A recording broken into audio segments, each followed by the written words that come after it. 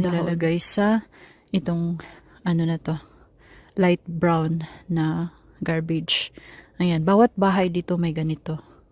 Ayan, tapos tuwing every week, itong every Monday.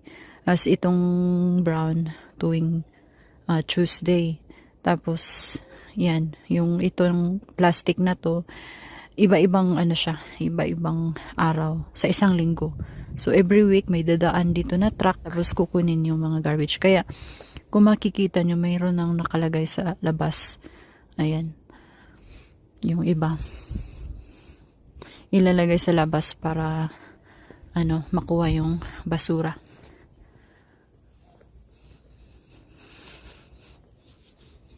Dapat ganito sa atin, no?